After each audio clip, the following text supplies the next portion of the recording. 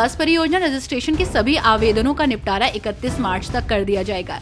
RERA Bihar के अध्यक्ष विवेक कुमार सिंह ने प्रमोटर्स के लिए आयोजित कार्यशाला में इस बारे में जानकारी दी है। जिन परियोजनाओं का काम लगभग 80% तक पूरा हो चुका है और सभी दस्तावेज जमा है, उनका निपटारा किया जाएगा। विशेष परिस्थितियों में अवधि विस्तार भी दिया जा सकता है।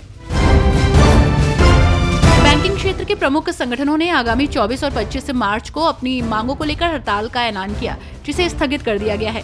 मुंबई में मुख्य श्रम आयुक्त यानी कि CLC के समक्ष सुलह बैठक आयोजित की गई, जिसमें बैंक कर्मचारियों की मांगों पर चर्चा हुई। बैठक सकारात्मक रहने के बाद हड़ताल स्थगित करने का फैसला किया गया है। महाराष्ट्र के नवनिर्माण सेना की गुड़ी पड़वा सभा को प्रशासन से मंजूरी मिल गई है। आपको बता दें कि ये सभा 30 मार्च को दादर स्थित शिवाजी महाराज मैदान में आयोजित की जाएगी। इस कार्यक्रम के लिए BMC और पुलिस प्रशासन से मंजूरी मिल गई है, जिससे अब इसे बड़े स्तर पर आयोजित करने की तैयारी शुरू हो चुकी है। दिल्ली सरकार 1 अप्रैल से ओवरएज पेट्रोल और डीजल वाहनों को ईंधन भरवाने पर रोक लगाने जा रही है।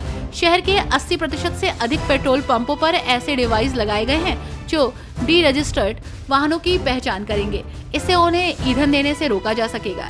इस कदम का उद्देश्य प्रदूषण को कम करना और पर्यावरण को स्वच्छ रखना है। पंजाब यूनिवर्सिटी ने अपने 72वें दीक्षा समारोह में नए ड्रेस कोड को लागू किया है, जिसके तहत सभी छात्रों ने फुलकारी वाली जैकेट पहनी। ये जैकेट दिल्ली की एक विशेष फर्म से ली गई थी। इस निर्णय पर कई कॉलेजों ने आपत्ति जताई। कॉलेज प्रशासन और छात्रों का कहना है कि जब पंजाब में ही कई सप्लायर्स उपलब्ध हैं, तो फिर दिल्ली की फर्म को ही क्यों प्राथमिकता दी गई। उत्तराखंड के लिए महत्वपूर्ण जमरानी बांध बहुउद्देशीय परियोजना और सौंग बांध पेयजल परियोजना के निर्माण के लिए टाइमलाइन तय कर दी गई है। जमरानी बांध परियोजना को मार्च 2029 तक और सौंग बांध परियोजना को मार्च 2030 तक पूरा करने का लक्ष्य रखा गया है। इस परियोजनाओं के पूरा होने से हल्द्वानी और देहरादून क्षेत्रों में पेयजल की उपलब्धता में वृद्धि होगी और सिंचाई सुविधाओं का विस्तार होगा। झारखंड बिजली वितरण निगम लिमिटेड द्वारा 30 फरवरी से ज्यादा टैरिफ बढ़ाने का प्रस्ताव लाया गया है। आपको बता दें कि इस पर अप्रैल में कभी भी फैसला आ सकता है। इससे पहले जन सुनवाई का आयोजन किया गया है। इसमें सभी उपभोक्ताओं और व्यावसायिक संगठनों के प्रतिनिधियों ने एक स्वर में टैरिफ बढ़ाने का विरोध किया। साथ ही पहले सर्विस ठीक करने की भी सलाह दी। हिमाचल प्रदेश में शिक्षा मंत्री रोहित ठाकुर ने घोषणा की कि अप्रैल के पहले महीने में स्कूलों में 550 प्रवक्ता स्कूल की नियुक्ति की जाएगी।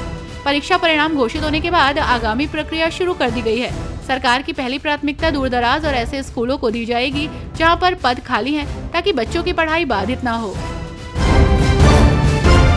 रामनगरी अयोध्या में राम मंदिर के पहले तल पर स्थापित होने वाले राम दरबार की मूर्तियों का निर्माण गुलाबी नगरी जयपुर के प्रख्यात कारीगर कर रहे हैं।